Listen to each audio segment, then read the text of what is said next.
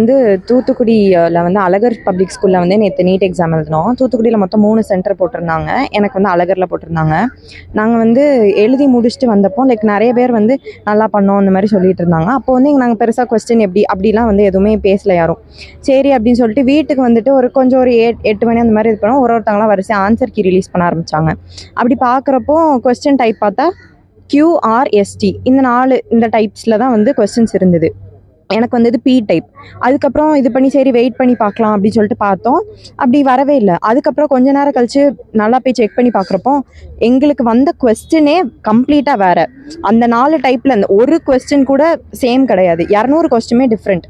இப்போ யூஸ்வலாக வந்து இந்த ஃபர்ஸ்ட் கொஸ்டின் வந்து 15 இருக்கும், அப்புறம் 16 இந்த மாதிரி மாறி மாறி இருக்கும். கொஸ்டின் நம்பர் மாறி இருக்கும்.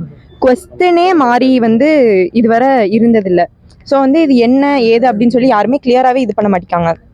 ஆன்சர் கீ நிறைய பேர் ரிலீஸ் பண்ணியிருந்தாங்க. எதுலேயுமே இந்த MNOP பற்றி எந்த டீட்டெயில்ஸ் யாருமே எதுவுமே சொல்லவே இல்லை இன்னும்.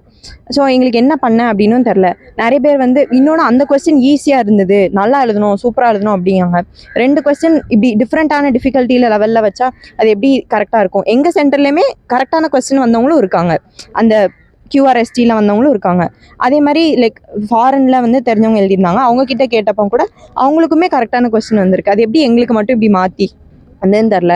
ஒன்று வந்து ப்ராப்பராக வெயிட்டேஜ் வெயிட்டேஜ் கண்டிப்பாக அவங்க ஒரு இதுக்கு ஈஸியாக இருந்து இன்னொரு கஷ்டம் வந்து ஒரே ரேங்க் போட்டால் அது எப்படி கரெக்டாக இருக்கும்? ப்ராப்பரான ஒரு இது கொடுக்கணும்.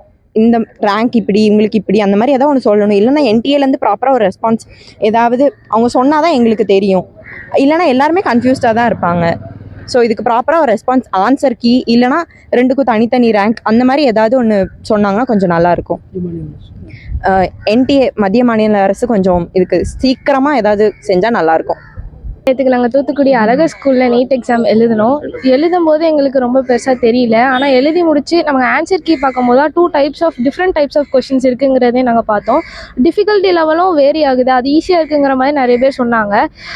இது எப்படி கட் ஆஃப் டிஸ்ட்ரிபியூஷன் இருக்குங்கிறது எங்களுக்கு தெரியல. ஆன்சர் கீ எப்படி வரும், ஆன்சர் கீ எப்போ ரிலீஸ் பண்ணுவாங்க, ஒரு ப்ராப்பரான ரெஸ்பான்ஸ் வந்து NTA எதுவுமே சொல்லலை. அது சொன்னாங்கன்னா எங்களுக்கு கொஞ்சம் ரிலீஃபாக இருக்கும். அண்ட் நாங்கள் ரொம்ப நேற்றுக்கு எக்ஸாம் முடிச்சதுலேருந்து ஸ்ட்ரெஸ்ஃபுல்லாக தான் இருக்குது. இதுக்கு ப்ராப்பராக ரெஸ்பான்ஸ் NTA பண்ணாங்கன்னா கொஞ்சம் நல்லாயிருக்கும்.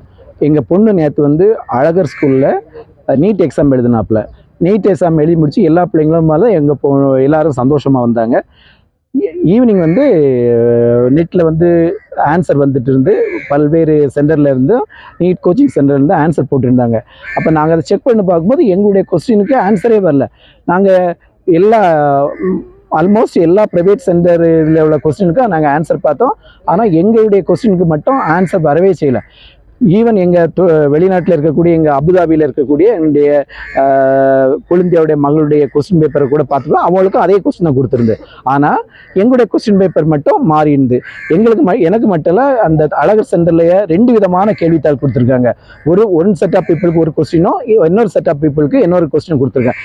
இதுவரையில் எங்களுடைய கேள்வித்தாளுக்கு இன்னும் ஆன்சர் வரவே செய்யலை. ஒன்று. ரெண்டாவது வந்து 2 விதமான கேள்வித்தாளை கொடுத்துருக்காங்க அந்த அழகர் ஸ்கூலில். இப்போ வந்து வேல்யூவேஷன் பண்ணும்போது ஒரு எந்த கொஸ்டின் ஈஸியான கொஸ்டின் எங்களுக்கே கண்டுபிடிக்க தெரிய மாட்டேங்குது.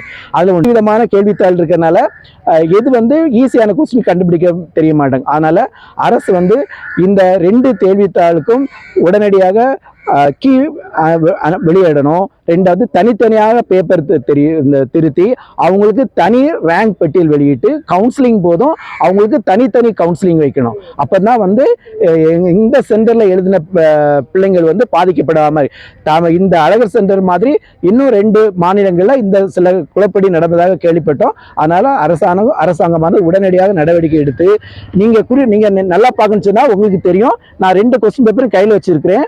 ஒரு கொஸ்டின் பேப்பர்லேருந்து 28 பக்கம் இருக்குது, இன்னொரு கொஸ்டின் பேப்பர்ல 32 பக்கம் இருக்கு. எந்த அரசு தேர்வானது இப்படி